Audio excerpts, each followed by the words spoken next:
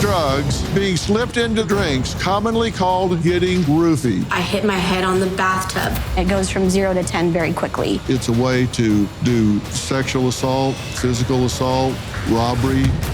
These pictures are me in a GHB-induced coma. I have no recollection as to what happened. Especially being a dude, it's a shameful experience. The solution to save people from getting their drinks spiked.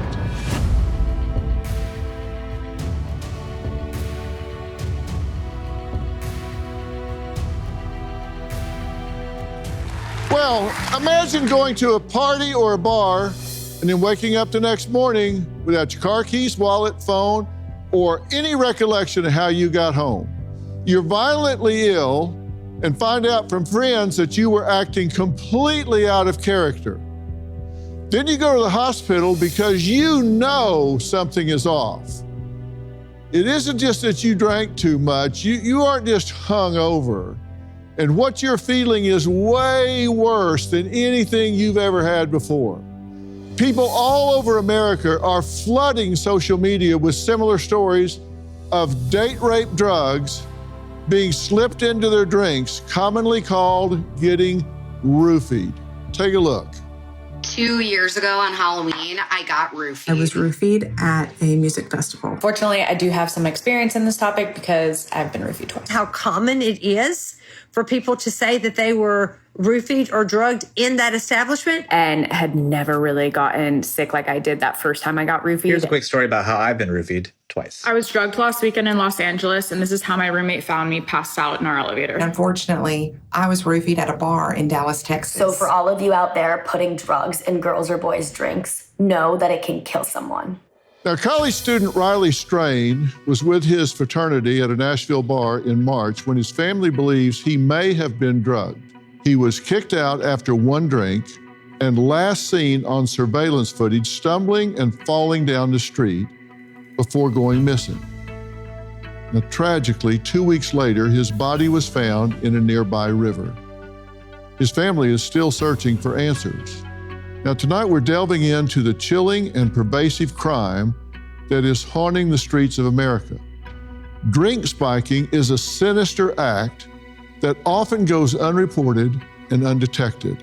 Now, I'm curious, does anybody here think it's ever happened to them at any time in their life? If so, raise your hand. Yeah, see, a lot of hands are going up in this audience. Lacey says she knew something was wrong after having a drink at the same bar in Nashville where Riley Strain was before his tragic death. Take a look at what she has to say. I was roofied in Nashville on Broadway, and this whole Riley Strain thing is like tugging at my heartstrings. January of last year, I was at a conference, and you guys, I was totally okay, like the majority of the night, but towards the end of the night, within about a 20-minute span, I did not remember getting an Uber. I don't remember getting back to the hotel, getting in an elevator. I don't remember any of it. We got back to the hotel room and I was a mess. When I say I had never felt this level of sick and disoriented in my life, and I was aggressively throwing up. I could not stand up. I hit my head on the bathtub. And when I woke up that next morning, I remembered nothing. And it was a very scary feeling. It felt like I'd had almost a concussion. So whoever was doing this and putting roofies in drinks, they were that good. It takes 2 seconds. Now, we're doing this because what happened to you is probably one of the most underreported crimes in the country. It's happening to a lot more people than folks realize. It's a lot more serious than people realize. This had a profound impact on you, true? Absolutely. You were with your boyfriend. Well, I was with my boyfriend and my mom as well. It happened to her too, all three of us. I had that whole night 3 drinks total. Yeah. When this happened, what was your first clue that something had gone way off the rails? I think it was you're having a great time and you're just dancing and you're enjoying a live band, and it goes from 0 to 10 very quickly. and you just don't feel normal. That's the easiest way I can explain it, when I felt like something was going wrong. And some people say, well, maybe these people just drink too much and don't want to say they just drank too much. But this is not like being drunk. This is not like having too much to drink. And the aftermath is not anything like a hangover, right? And not at all. I don't think it's normal to black out and not remember anything, to feel like your body feeling like you almost got hit by a car. I don't think that's normal. Yeah, and your mother had the same symptoms. Mm-hmm. She was violently sick and had a fever too. Your boyfriend he had the effects, but less so. But the ratio of weight to drug is different for him. He was bigger. Yeah, Jason's a lot bigger than me, so it was different for him, but he still felt it. But you had really big black spots. I remembered nothing from leaving the bar after that. Yeah. And when you saw what happened to Riley Strain and you saw that story, what was your reaction to that? So when I was watching this story, there were things on the news saying, I believe his mom had spoke to him about an hour before and he was fine. And then his fraternity brothers, I believe, had said that they had drank with him and never seen him like that. And when I saw that video of him falling down and hitting his head, it reminded me of when I had, my boyfriend had said I fell and I hit the bathtub. And he looked so much more than just intoxicated to me, which is what prompted me to make that video. Yeah. And when you put the video up, what kind of reactions did you get? I had no idea I would get the reactions I did. There were over 2,000 people in the comment section saying the exact same thing. Weirdly enough, at the same exact bars have happened to them. And I can tell you, and you probably know this now from the research, but there are identified hotspots around the country where there are times, there are locations, there are circumstances where this occurs more than others. So there are danger zones. And some people on your comment section talked about, well, this just happens for fun. People do it for fun. Was it funny? It was not funny. It also happens for really sinister reasons. Mostly it's to incapacitate women so they can do whatever they want to. It also happens to both men and women so they can get incapacitated. Then they can use their phone and open it with their facial recognition. And now they're into their bank accounts, their credit cards. They empty all of those. I mean, it's a way to do sexual assault, physical assault, robbery, identity fraud. Absolutely. And that's why this is such a serious sort of thing. And you've got to wonder, who does this? What kind of moral compass do these people have? Do you have any idea who did this to you? I have no idea. There was a man at the bar buying drinks for people. But when I read the comment section and found out how often it was happening at the same bars, that seemed a little too easy to think it could have been him. And it makes me think it's someone that's there consistently. Yeah. Coming up, we're going to talk about a man who says he got a real shock when it was him that got drugged while he was supposed to be protecting his female friends. Like I say, it doesn't happen to just women. And because of all the reasons I said, sexual assault, robbery, this is a serious crime, and nobody seems to be doing much about this. Police don't react. Hospitals don't react. We're going to talk about this when we come back. Feeling the pinch of medication shortages and rising prices? Well, you're not alone. When the pharmacy shelves are empty, it's a scary place to be. Benjamin Franklin said it best. By failing to prepare, you are preparing to fail. Your health is too important to leave to chance. That's why you need Jace Case. Jace Case is your lifesaver, an emergency supply of essential prescription medications that you order before you need them. When life throws a curveball, be it supply chain hiccups, natural disasters, or a closed doctor's office, you won't be left scrambling. Having these vital medications on hand gives you control over your health. In today's unpredictable world, that peace of mind is priceless. Take control. Be prepared with Jace Case. Just go to jace.com and enter promo PHIL at checkout. That's promo code PHIL at JASE.com to have the right meds on hand the moment you need them.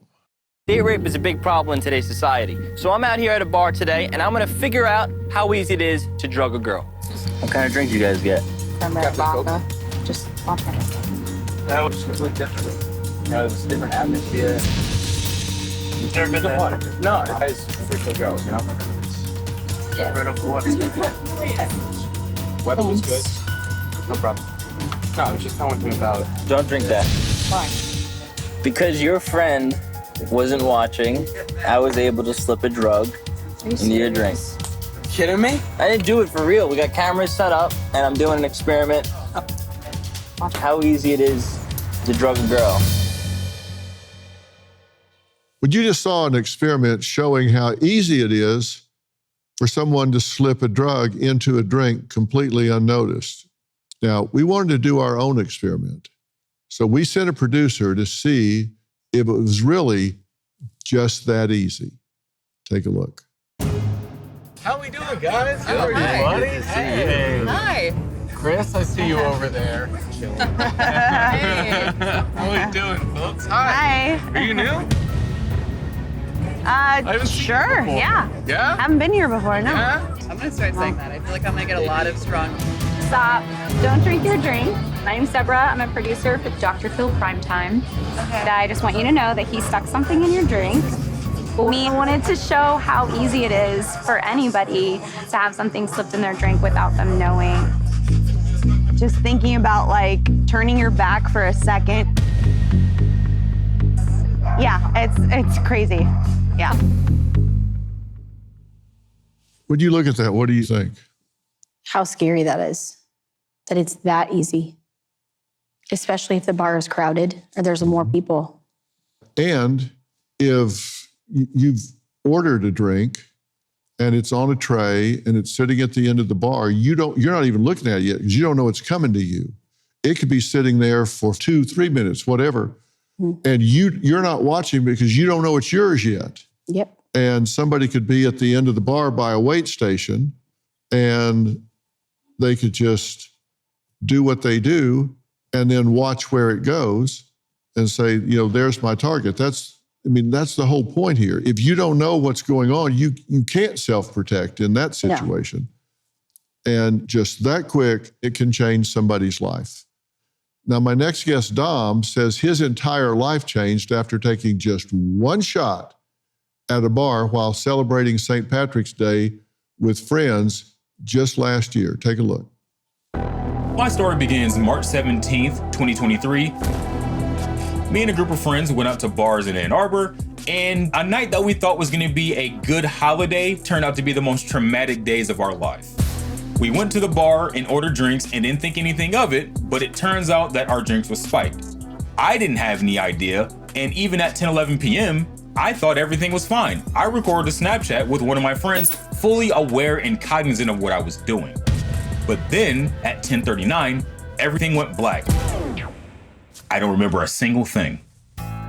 When we got into the Uber, I threw up everywhere, all over myself and my friends, and in this poor person's Uber. We got back to my friend's apartment. These pictures are me in a GHB-induced coma, not responding to my friend. My heart rate is very weak, and if it wasn't for them laying me on my side, I would have choked and died on my own vomit. I tell my story because I know this happens to a lot of people, but I feel like a lot of men are too ashamed to talk about their experiences. If I can shine awareness that this happens to men, and you're not any less masculine for this happening, we can stop these bad actors who are spiking drinks in their tracks. Okay, Dom, thanks for being here, and thanks for being willing to talk about this. 100%. I feel like for something like this, especially being a dude, it's a shameful experience based on how our roles are as men. We are the bravado, we're the big, we're the gaudy. We're not the ones that are supposed to have this happen. And I hate to say it like this, we're often the known perpetrators for situations like this. And so even for my story, I was aware of that trying to stop that from happening. And it happened to me, which is almost a culture shock, really. Do you have any idea who did it? I have zero clue as to who did this. I mean, I will recount, I've tried to talk to that bar and they haven't reached out to me. I've reached out multiple times through email, Instagram. They've gave me the runaround. They don't want to talk to me about it. Mm-hmm. And you say, according to friends, you had a complete shift in personality, behavior. You just really not who you are. Yeah, and I'll be the first one to tell you, I can put some drinks down. Like, I've had fun in college, right? But you know your limits and you know what you can and you can't do. And if someone's describing that I'm ready to punch people, I'm at a fist fight, ready at the bar, choking people, shoving people out of the way, when in my entire life, I've never acted like that, even when I've had too much, it's a call for concern. Yeah. How much of it did you recall? From 10:39 until 7 a.m., I have no recollection as to what happened. So it clicked off at that point. It was like you shut the TV off. And just minutes before, there's records, there's evidence that you were completely coherent. Perfectly fine, having conversations, deep conversations. Like, I was talking to my friend that was in that video. We haven't seen each other for a year. I'm talking about his new job and nothing after that. Like, it's a very scary situation. Yeah. All right. Coming up, a woman who says she was drugged at a bar on New Year's Eve, and instead of getting help at the hospital, was judged for wearing a short dress. So we'll talk to her next. Well, joining us tonight is Mia, who was so sick after just a few drinks on New Year's Eve that she requested a date rape drug test at the hospital, but was told they just were unavailable. Mia, how dismissive were they about this whole thing? They were incredibly dismissive. They really just tried to convince me that I had been drinking too much and that perhaps that was the reason that I had felt so ill right away. It was New Year's Eve. Obviously, it's a busy night in the hospital, for one, and there are a lot of people like myself who want to go out and have a good time. I was, dressed up nice to go out with my friends, and I think they just sort of gave me a once-over and said, yeah, well, whatever happened is probably on you. We actually have a copy of your provider notes. This is on 1/1/23. It says, she did again request testing for possible poisoning of her drink. I advised her we cannot test for GHB and drug testing at this time is not indicated, giving her clinical sobriety and stability. So what were they telling you? That you were okay now, so don't worry about it? So when I got to the hospital, I was still fading in and out of consciousness and essentially had the chance to sleep off the drugs in the hospital. So when I awoke, I had asked for a drug test again, and they kind of brushed me off, said, we're not really able to do that. And they just said that there wasn't really a need to. They did put the alcohol overdose on my paperwork as well, even though not once did they take any blood or even have a blood alcohol content for me. They said in my paperwork that I had admitted to drinking, which was true, but nowhere near that amount, and they just wrote it off as alcohol overdose. And the problem with a lot of the date rape drugs, like we've been talking about here, is they don't last very long in the blood. They hit hard, incapacitate, and then dissipate, which is why they're used so much by the perpetrators. And oftentimes, even the police, the hospital or the police, won't take a report unless there's evidence of assault, correct? That is correct. And that's exactly what happened to me as well. The hospital suggested I go to the police department. So the very next day I tried to file a report and they turned me away because I hadn't been assaulted. Well, what about the crime of being poisoned? Which is exactly what I went to report. And I think, most important with these cases is that data collection. So they can see, if people are getting drugged at this bar on this day at this time, maybe there's something to be looked at rather than just brushing it off since there was no physical assault. Yeah. Coming up, a woman roofied whose story went viral. Find out why an apology from the hospital that dismissed her request for a drug test wasn't enough, and thank God it wasn't. We'll talk about that next. People are surprised to learn that we actually don't test for roofies in the emergency department. Every hospital is different in the things that they carry. If someone was really, really sick and not waking up and required admission in ICU, then they might be able to add on that test, but it's typically a specialty test and they only run it at certain labs. Like that is not a routine blood test that we would perform at the hospital. Struggling with foot, knee, or back pain? G-Defy shoes can change your life. G-Defy shoes are FTC approved to relieve pain caused by weight-bearing activities like walking, running, or prolonged standing. G-Defy absorbs harmful shock and returns energy to each step. This means better body alignment and improved biomechanics. Translation? Freedom to do what you love pain-free. G-Defy shoes have your back. Literally. They're a game changer for seniors and veterans who deserve comfort and support. Here's the deal. You can try G-Defy risk-free with a 60-day trial. And right now, listeners of this podcast get an exclusive offer. 50% off orders of $120 or more. Just text Dr. Phil to 91888. That's right. Half off shoes designed to improve your quality of life. So take control of your life. Text Dr. Phil to 91888 or visit gdefy.com today. It's time to feel good again because you deserve it. Well, Brindley is a college student from Boston who felt certain she was roofied, but denied the date rape drug test at the hospital. I'm a third-year public health student at Northeastern University in Boston, Massachusetts. In the fall of 2022, I was actually roofied off campus, and as soon as I realized, I went to Mass General Hospital emergency room to get tested for date rape drugs. I got roofied Saturday night. I get to the ER, the doctor asks me what happened, I tell her all of the info. She goes, unfortunately, because you weren't sexually assaulted or raped, we can't test you for any date rape drugs. And she literally has the audacity to go, since there was no criminal activity involved. Tell me why drugging someone isn't considered criminal activity in a hospital setting. I posted about my experience on TikTok. People would reach out to me through my comments and messages and DMs telling me about the same or very, very similar stories that they've been through with date rape drugs and testing. This is what propelled me to actually work with Mass General Hospital to make some protocol changes in their toxicology departments. This was only the beginning. After this, Senator Paul Feeney of Bristol County in Massachusetts reached out to me saying that he wanted to make some sort of legislation to push the change that I'm looking for and make sure that nobody goes through my same experience. That was the creation of Bill S-1371, which has since, as I've heard, inspired other states to kind of create the same or very similar legislations. It's super exciting and rewarding to know that I'm helping this amount of people. Okay, Brindley, thanks for being here and talking about this. And you've been talking about this a lot. We'll get to that in a minute. But first, let's talk about what happened, because this was at a private party, right? Yes, it was. So somebody handed you a seltzer when you got there. Somebody gave me a drink. It was like a trusted friend. It was closed when she gave it to me. And I'd been drinking it throughout the night and had just been like leaving it on a ledge. Like I wasn't being super safe with it, but it was also like a friend's house. So I wasn't really thinking about it too much. And then last thing I remember is falling asleep.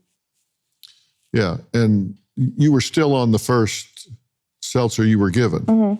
Now, when you asked the doctor for a date rape test, they said no because I wasn't sexually assaulted or raped. She said, why would you even want to get tested if you weren't sexually assaulted or raped? And that's when I kind of pushed back and was like, well, why wouldn't I? You know, like I was essentially poisoned. It's still criminal activity just because I wasn't dually violated sexually and physically. And they were just like, we're sorry, we're going to have to discharge you and we can't test you. Well, they went to get a doctor at one point, left you sitting there for an hour and a half, right? And your school health insurance did cover a urine test.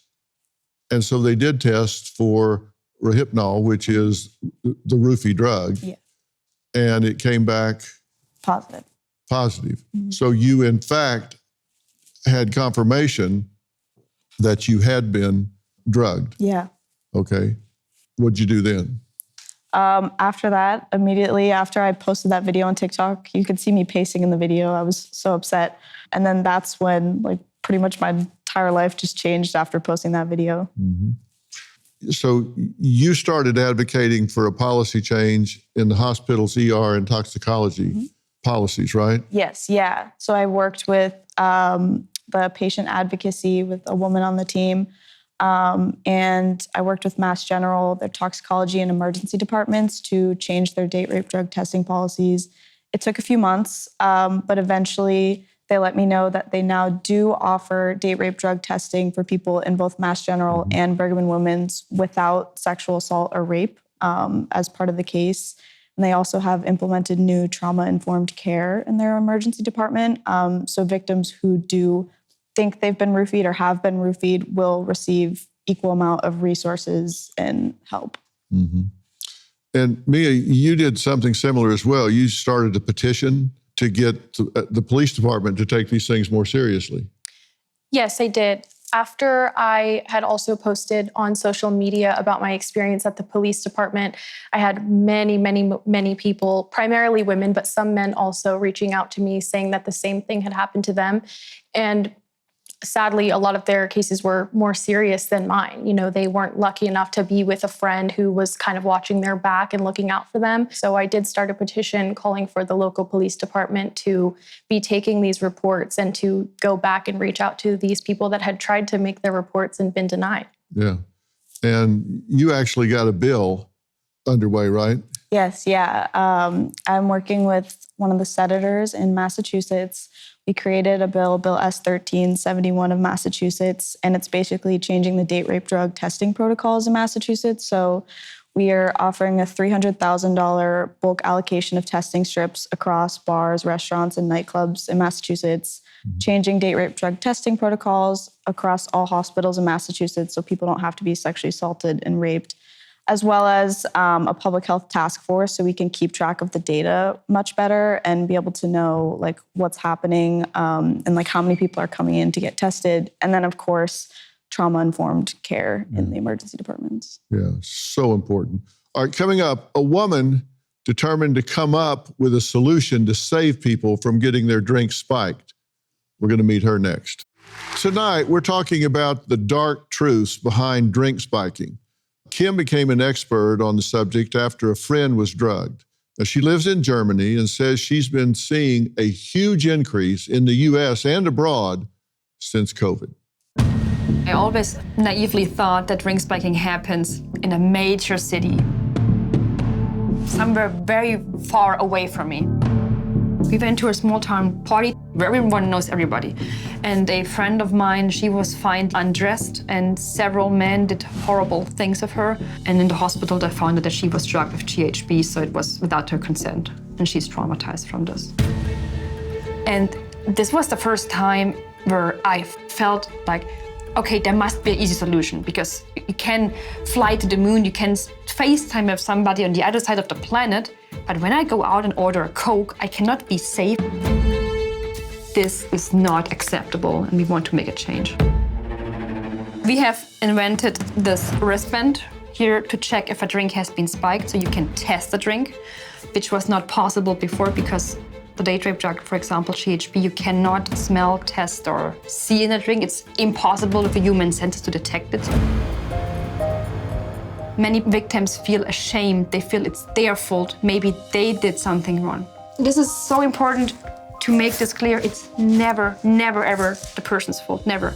Nobody on earth is allowed to put anything in your drink without your consent. Well, founder of Xantis Drink Check wristband from Germany is Kim, and you have come up with a very instantaneous, very convenient, and very clear way for people to test their drink on the spot, whether it's safe or it's been spiked, correct? Correct, sir. We started in 2019, launching the product in Germany. They're around a little bit over 1 million out. Oh, all right. These things are putting the control back in people's hands, and it's a reminder when they've got them on their wrist, right? Right. When we were developing the product, we thought, what is needed? So it needs to be a super easy test that you can use whenever, even if you had a beer or maybe two, that you can just forget, you put it on and you just forget about it. You don't need to carry something with you.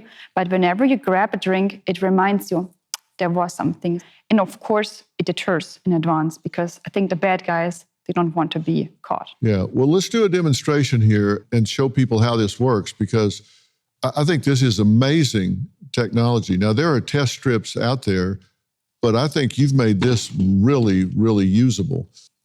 Even I can do this. Tell me if I'm doing this right. This is a drink that we know or assume to be clear. So I'm just going to take a few drops from the straw and put it on one of these test spots. That's enough, yeah. If it's good, it just fades the green. It becomes greenish, yellowish. Now we have here a GHB and H2O solution. It just needs like 3 or 4 drops. Oh, wow. Instantly changes. Right. When you wait around like 10 seconds and rub it a little bit in, it will get stronger in the blue. I don't want to lick my fingers. So, I mean, that's instantly shows up. So somebody in a club, a private home, whatever, can put that on there. Now, this tests for GHB, right? Yeah, liquid ecstasy, correct. Okay. So somebody can wear this, they're in a club, can put a few drops on there with their finger or their straw, and it shows up real clear. Are y'all seeing this clearly? How fast it shows up. And man, I'm telling you, if you guys had the opportunity to do that, every one of you would be in a different situation today, right? 100%. That's amazing. You've had a lot of people report back that they tested this and found that sure enough, they caught a spiked drink. I personally met or phoned with them was 23 women. And in 2 cases, they even were able to catch 2 persons like in flagrant, like on the spot where they were doing it. They were able to call police, and I'm not sure if they're in prison, but they're legally assaulted. And in one case, in Natalie's case, for example, it was her female friend at her birthday party. Did it? Yeah. Her friend did it? Out of not thinking it through, but out of just being mean in this. Yeah. Yeah. What a friend. Yeah. What a friend. It's the wrong word, friend. All right. Coming up, what to do if you suspect your drink was drugged. We'll talk about that next. Hi, I'm Shira. I'm the CEO and co-founder of Nightcap. And I'm Michael. I'm the co-founder and president, and also Shira's brother. Nightcap is the drink spiking prevention scrunchie. You can wear it in your hair or on your wrist, and when you go out to the bar, you pull out the cover from its pocket, place it over the top of your drink, and pop in a straw. I thought of Nightcap after a friend of mine was roofied. We then got the opportunity to go on Shark Tank and got one of the fastest deals in the show's history with Lori Grenier. What we've noticed is that this problem goes unreported way too often. This is mostly because people feel embarrassed to talk about it, they get accused of drinking too much, and hospitals are unwilling to test them unless they've been assaulted. A common misconception is that this is only happening to women. However, men are being drugged, robbed, and assaulted. Stay safe and never leave your drink unattended. Well, tonight my guests say they were vomiting, disoriented, out-of-body experiences, stumbling, in and out of consciousness, blacked out memory, after what's commonly called getting roofied. These drugs are powerful, they're quick, they don't stay in the blood very long, so sometimes if you delay and get tested, there might not be anything there. There are some ways to fight this back. Another technique is this scrunchie that you can wear these like a ponytail or on your wrist, and you can pull this little thing out, and this is called Nightcap. And I'm sure I'll spill this all over you, Kim, time I get it on here. But you just put this on top of your drink when you're out somewhere, and then it's got a place for the straw. It makes it more difficult for somebody to put something in there. Mia, you don't like this. I can definitely appreciate that they are really good measures to try and keep yourself safe. I think it can sometimes impede on a night out when you have to make sure that you have all of your safeguards before you go and enjoy your time, is the only thing. I think they're great to prevent that from happening. It just is really unfortunate. Yeah, you shouldn't have to do it at all. So I want people to know what to do if you think that you've been roofied. Talk to a trusted friend immediately, because you may not have your full faculties back about you. Talk to somebody that you can lean on at that time. Quickly drink plenty of water, because anything you can do to dilute this in your system helps you. Note the time that it may have happened. You got it down to 10 or 12 minutes, a window that this kicked into you. Yeah, and honestly, I kind of got to thank social media for that, because, you know, you want to take videos and everything. And in my case, it quite literally is the reason why I got to safety, because I thought I was having fun, but now I have a timestamp and I know exactly what happened, and it's empirical. Yeah, and that helps you bracket down if you're going to look for suspects and that sort of thing. And you do want to alert the club, the event, or bar management, because as you bring about things like you're doing that have inspired other states to do the same thing, accountability is going to start ratcheting up. Shows like this are going to get people saying, because I'm telling you, if I owned a bar and I was watching this broadcast, I'd be having a staff meeting the next day saying, hey, guys, we need to go on watch. My final thoughts when we come back. We're back talking about something that's going on in this country, and it's actually poisoning people for either personal gain or actually sport in some circumstances where people think it's funny. And you do need to report this. You do need to make a record of this. And you're doing something with that data, Kim. Right. We have implemented on the website that whenever you have a positive test, we have a QR code that you can scan and then just register, where's your location, what did I drink, amazing. Can show the picture. So we can create a map and collect of people's incidents. So when I go to a bar and I see, oh, there's 10 incidents popping up since yesterday, I know that something is super wrong with this bar. The bar or the event or the college or the cruise lines are a big problem too. They need to take action and consider some safety measurements, and people will be warned. Yeah, there are hot spots, and you can track that. And with social media, that's one of the positives about it. You can put that information out and put people on alert so they can do it. As I've said, what I keep coming back to is, don't you ask yourselves the question, who does this? One of the most common questions I get on the street from people is, Dr. Phil, did you see that story? Who does that? But when people ask me that, it's not rhetorical. They're really asking, who does that? So they know who to watch for, what red flags do you look for? And so I do pay attention to that. I focus on why people do what they do and don't do what they don't do. And put yourself in this situation, knowing what it's done to all of these people here.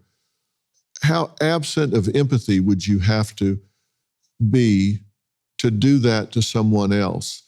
How much of a sociopath would you have to be? How selfish would you have to be?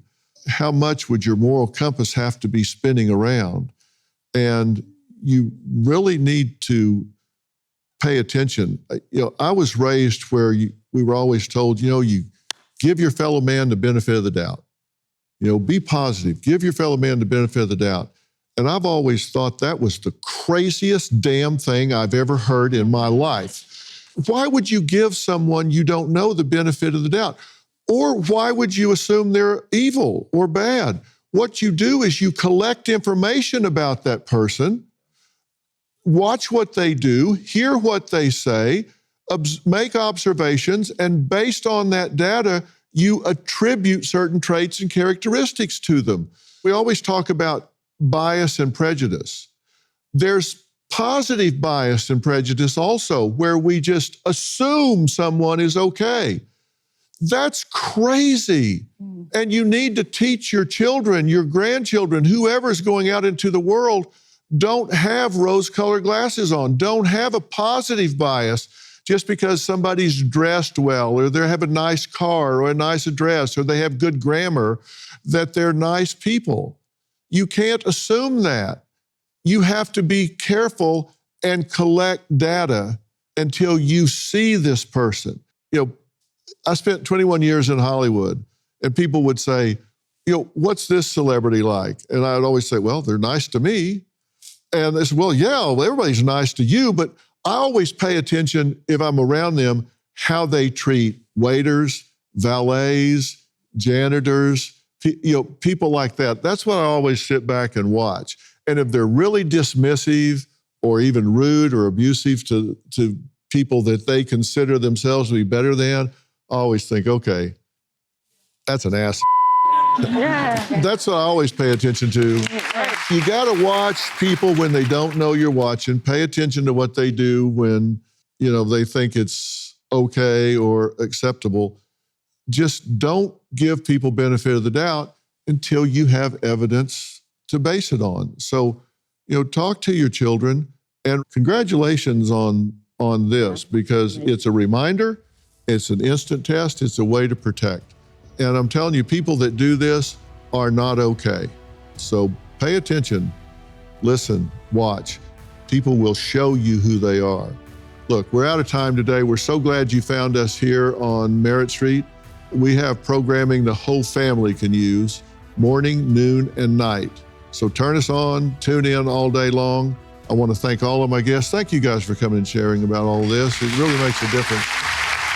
Make sure each of you stays safe while you're out. Everyone is going home with a scrunchy nightcap drink cover and Kim's Xantis Drink Safe wristband, so you'll have those for you.